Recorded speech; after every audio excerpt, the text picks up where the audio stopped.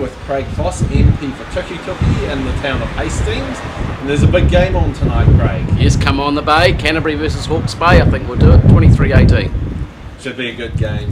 Look, we just want politics for a bit, and you've been around the Hawke's Bay the last few days talking to people. What are they saying to you is the biggest issue? Locally, the sacking of the DHB is still huge here. The nonsense about the airport, the government giving on one hand and taking on the other, they're two real biggies, and they really affect democracy here in the Bay and the future of the Bay.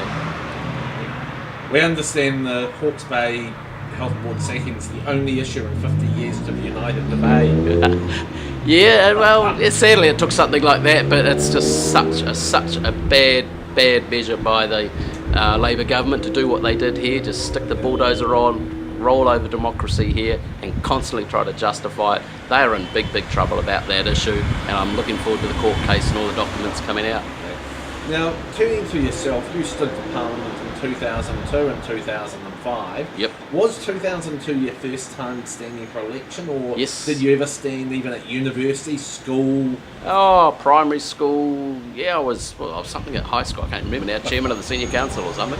But yeah, I gave it a dry run in 2002. You learn a lot. It should almost be compulsory, actually. You just learn so much. You think you don't need it at the time, but boy, you learn a lot. And it gives you another 3 years to get your profile up. I mean, we came second, but we pulled the incumbents' vote down by 2,000 votes in 2002. You know, National was a bit of a shambles back then, and teaming up with Chris Tremaine, and we rocked in 2005. Yeah. Now, looking internationally, 3 days before the New Zealand election, we've got United States election. If you were able to vote in it, would you be voting McCain or Obama? Have to do Obama, because he's ahead, he's stayed ahead, and always back a winner. Very good policy.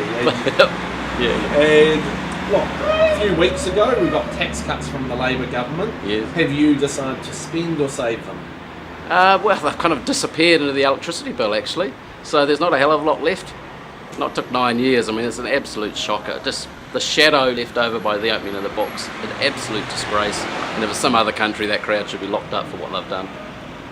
And final question, another nice multi-choice one here. Cunliffe or Gough?